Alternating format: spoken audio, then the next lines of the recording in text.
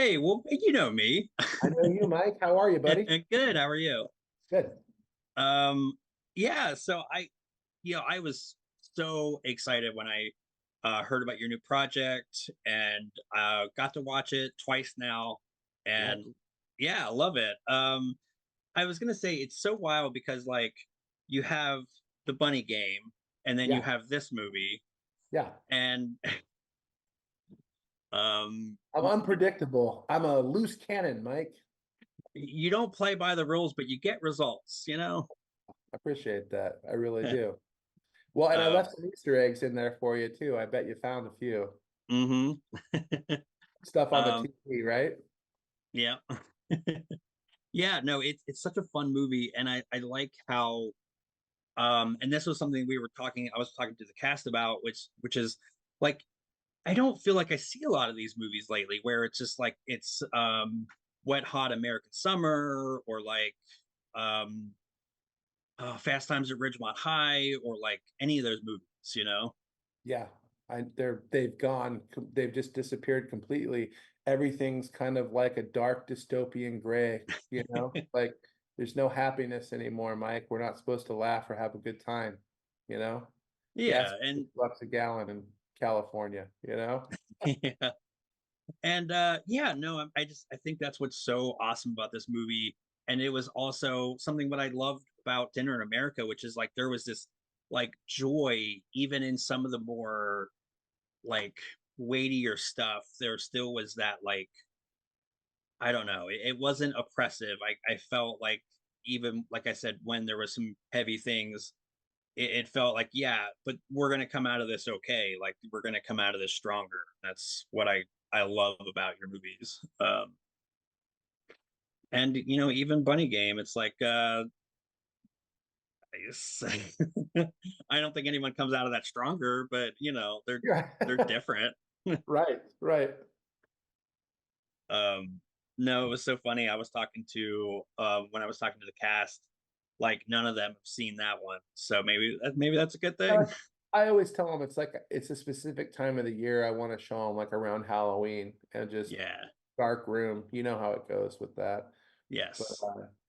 yeah, I mean, it was so amazing working with these kids. They're so talented and so good, and they, I mean, really getting them out there early was the coolest thing because they had a lot of runway then to just sort of absorb town and the community that I'm Mm. from. Like part of this was shooting in Nebraska City, getting the producers convinced that we'd get more emotionality out of that. And I think that really shows in this film. And I really liked using like my hometown as almost a character. It's really the backbeat of this whole thing. It really is. That's awesome. Yeah, no, I heard that, a lot of these characters are based on people that you grew up with. So, like, that must have been so cool and maybe even a little surreal at times seeing, like, these things kind of. So surreal. I mean, so AJ is very close to me, like growing up.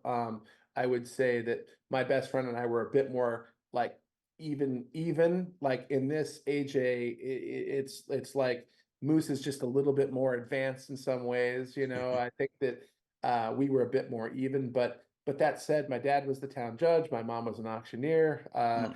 We used to gamble at the Greyhound racing track when we'd sneak in at 14, 15. We'd sit up in the VIP area smoking cigarettes, carrying on crazy, winning, 600-700 bucks and then sinking money. We'd go buy CDs and movies and like designer jeans, and we'd go sink the winnings into the real beer, our little beer operation. And we were micro brewing at 14, 15 in 1991, when like literally no one was doing this at all. Like if our parents hadn't busted us, dude, I'd be a millionaire like in Colorado. I'd be a millionaire in Colorado at some brewing company or something. We would have real beer would have like just went gangbusters. So yeah, we would do that, sink the money into real beer, and then we won the Snack Shack bid and we ran the pool. We did it for 2 summers. In reality, we did it. The first year was great. It was awesome. The second year is truthfully where we overbid.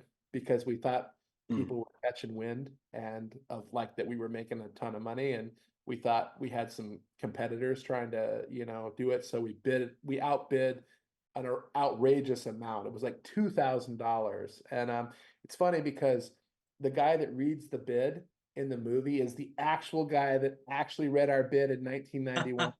That's his name is Scooter, and it's the only time we break any reality in the movie. Everybody else is like, a different name, but Scooter is still Scooter in the movie. So Nice. That's so very cool. awesome. Yeah. I think like one of like I don't know, there's a lot of scenes I really like, but one of the scenes was like the mom doing the auctioneer thing at the table. Like it Jillian was Bigman is a genius, and she had about 10 or 15 minutes to learn that. My mom recorded the mm, Oxen chant on a phone message, and I gave it to Jillian, and she went outside. She's like Second City and annoyance background, Chicago. So she went, studied it, and we shot, and that's the result. I mean, she's wow. that sharp. She's genius. So That is unbelievable. That is so cool. Like to get, I mean, you've always been able to get like a pull, like a talent pool like no other. I mean, again, even like Bunny Game, like I feel like yeah, everybody felt so like so scary and real. Like it's it, true. It's true. yeah, I mean, it's like I first time I watched it, I was like, I feel like I'm gonna get like the FBI is gonna bust in while I'm watching this because I'm watching some shit that I should.